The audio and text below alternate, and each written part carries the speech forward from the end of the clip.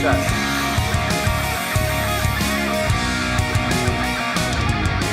Drive.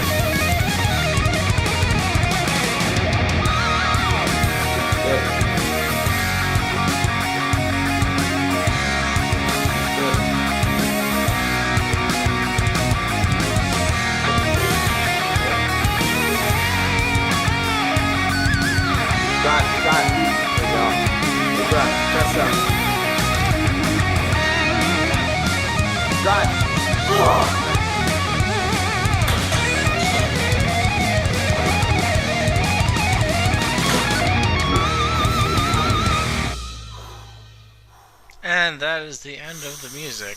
So hopefully you guys have enjoyed the squatting up to this point. As I mentioned in my last video, deadlifts are not feeling that great on the diet, but squats going pretty well.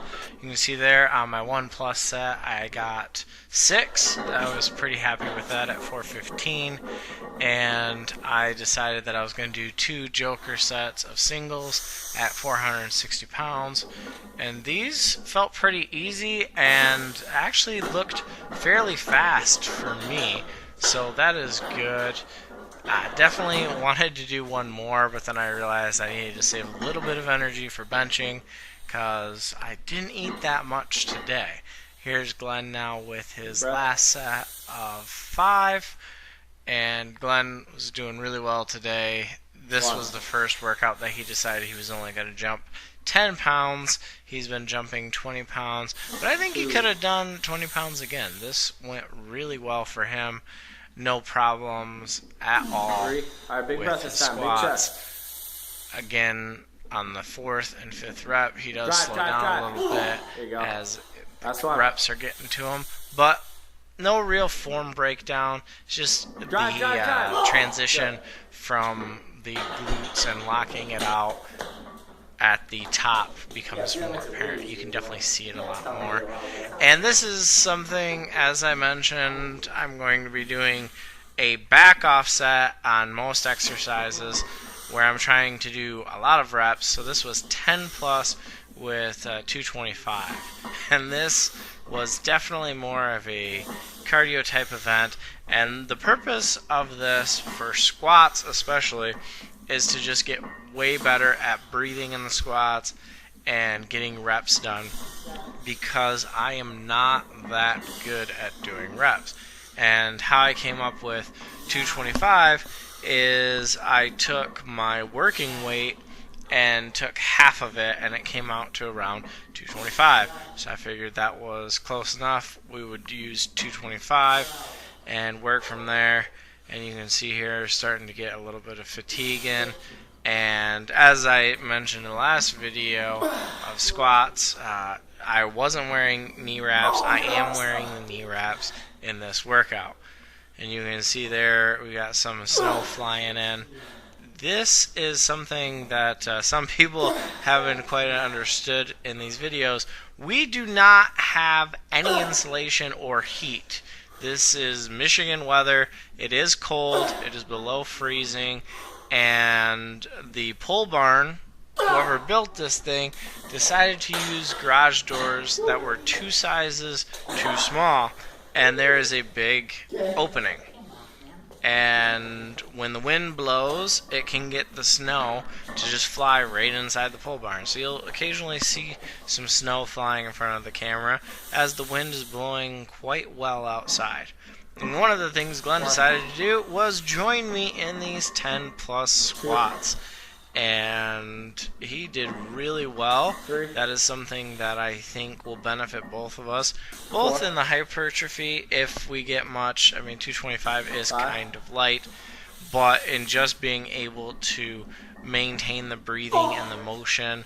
I'm not sure how quickly I want to go up in weight. Now I've done 20 reps. I may go for 25 next squat session, and then if I hit 25, up the weight. Or I might just up the weight. We will see. I wasn't expecting to get to 20 reps this quickly. And Glenn doing this workout, I think he's still got a little ways to go before he's going to hit 20. But he is still rocking the reps out. Looking good. And he calls it there. He got his 10 plus. Told him he had to get over 10. And now we moved into the bench. Glenn starting off with 225. He's going to do 5x5 with 225. I'm going to do 5x5 with 260. And then towards the end, we decide he tries to do triples, ends up being a double set. I just put 295 on there to see how it felt. It felt tremendously heavy, and I decided I didn't really want to do that again. And then we did just a little bit of slingshot work. So benching is definitely getting hit by the diet, and I'm going to be switching up the programming. So what I'm looking at doing is doing a little bit of heavy work with way less reps on 1 week, then doing 5x5, then doing a couple more reps, a little bit heavier, and then doing a week where we focus on doing a lot of reps at a little bit lighter weight, just to try and get a lot of different variation in there. I've got to figure out what's going to work for benching on the diet. Might have to take benching to 2 times a week, as that is definitely a weak point, and I want to bring the benching up significantly. At my weight class that I want to compete at, I should be benching around 350. So definitely a lot of room for improvement in the benching. My rotator cuff hasn't given me any problems. As you know, I tore that after my strongman competition. So still building back up, but it hasn't been giving me a lot of problems. I am getting a lot of pain in my biceps, so I am going to be bringing back bicep training. I think that I'm going to have to really work on heavy bicep curls, as well as doing some reps. Typically when Glenn and I were doing bicep curls, we were focusing on doing lighter weight for reps because we wanted to strengthen the tendons. In strongman, there are a lot of bicep tears where your tendon comes completely off of your arm, and neither of us really want to have that happen. So we did a lot of reading and research, and reps were what was recommended. However, with benching, your bicep is acting quite a bit in the descent portion of the lift. It is acting as both a stabilizer and an antagonist primary mover on the descent. And if you don't really curl a whole lot like Glenn and I, and you don't have any idea what your curl max is even close to, the chances are they're not strong enough to really be working in the bench press. So we've got to get that up. But as you can see here, these bench reps are looking pretty smooth, not as fast as I would like them, but we are getting heavier.